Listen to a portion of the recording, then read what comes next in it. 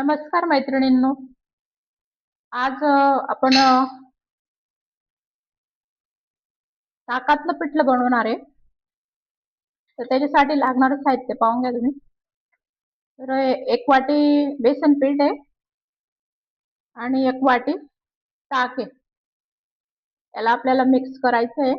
मिक्सरच्या भांड्यातच टाकून देते मी 1 वाटी ताक आणि 1 वाटी बेसन. त्याला चांगलं मिक्स करून टाकायचं. याच्यातच फिरवून घेते मी, छान मिक्स होऊन जाते याच्यात. नंतर त्याला कांदा लागेल आणि खोड मिरची म्हणजे लाल मिरची तोडलेली आहे मी, 2 मिरच्या आणि थोडा लसूण 7-8 लसूणच्या पाकळ्यांचा मी असं बारीक पेस्ट बनवलंय. थोडी कोथिंबीर आणि थोडे मेथी दाणे आपण तळण्यात टाकणार आहे. त्याच्याने फ्लेवर छान येतो बेसनला. खोड मिरची आणि मेथीचे दाणे. आणि तुम्ही जनरली असं साधं बेसन तर खाल्लं असेल, पण ताकातलं बेसन फार कमी लोकांना माहिती आहे. तर मी बनवून दाखवते तुम्हाला. सर्व चांगलं एकजीव होऊन गेलेलं आहे ते बारीक. 1 वाटी ताक आणि 1 वाटी बेसनचं पीठ. तर 1 वाटी बेसनचं पीठ घेतलेलं आहे आपण. त्याच वाटीने आपण एक वाटी ताक आहे ते पकडायचं. हे 2 वाटी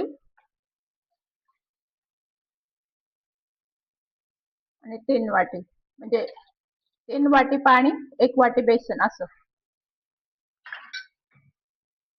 हे 3 वाटी झालं. आता ताक आंबटच घ्यायचं चांगलं, मग ते छान फ्लेवर येतो बेसनला, तिखट आंबट. तेल टाकायचं 2-3 पळ्या.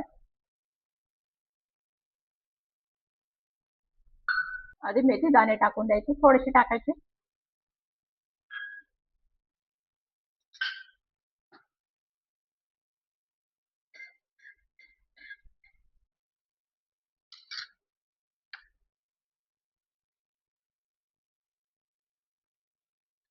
नंतर थोडं जिरं टाकायचं.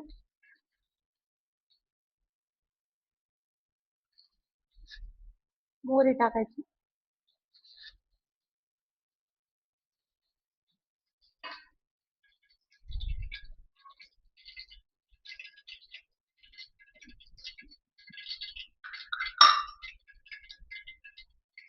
कांदा, मिरची टाकायची, लगेच कांदा टाकून द्यायचा पटकन, नाही तर मिरची जळून जाते.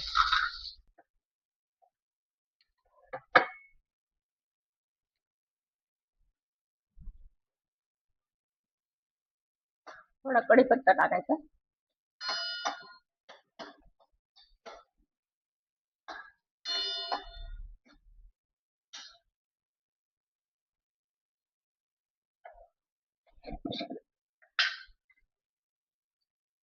लसूण टाकून द्यायचा.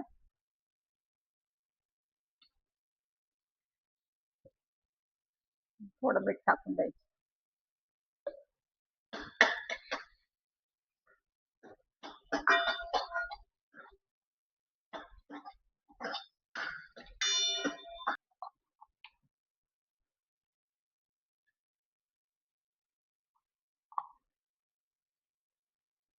थोडा चिमूटभर हिंग टाकलाय. कोथिंबीर पण टाकायची त्यात थोडी तळण्यामध्ये, छान फ्लेवर येतो याचा.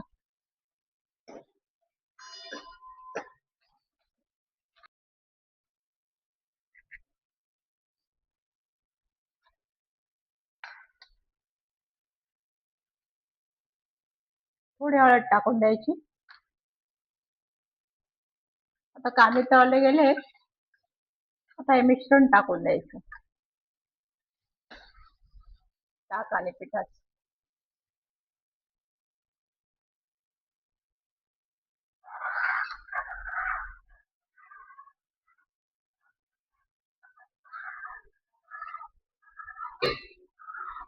थोडं मीठ टाकून द्यायचं आणखी चवीपुरतं.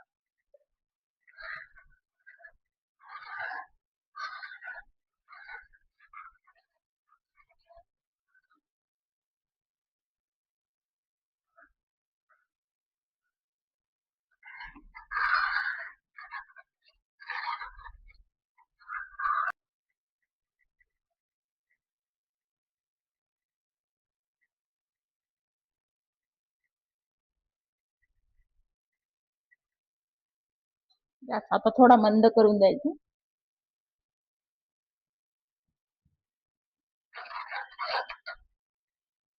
हे छान असं झालेलं आहे ते. आता याच्यावर झाकण ठेवून द्यायचं आणि वाफ येऊ द्यायची त्याला 2-3-4 मिनिटं.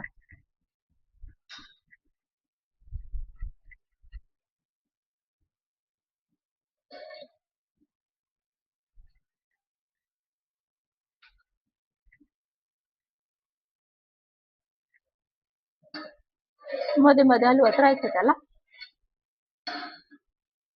अशी कोथिंबीर टाकून द्यायची.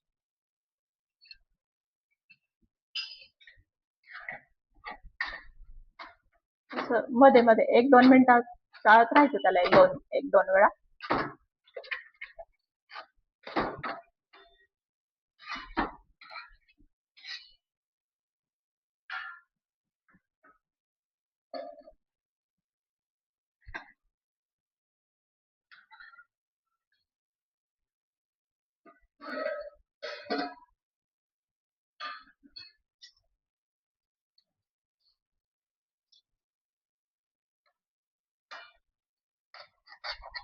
तर बघू शकता मैत्रिणींनो, आपले बेसन छान शिजून गेलेले आहे.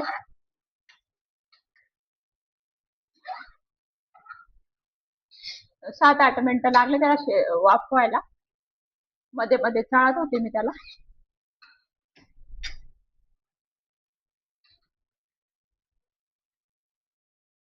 तर तयार आहे मैत्रिणींनो आपलं मिरचीचे ताकातले पिठलं किंवा बेसन. अशा पद्धतीने मी केलेलं आहे. करून बघा, खूप छान लागतं, टेस्टी लागतं. तर माझी रेसिपी आवडल्यास सबस्क्राईब करा, लाईक करा. भेटूया अशाच चांगल्या रेसिपी सोबत. थँक्यू.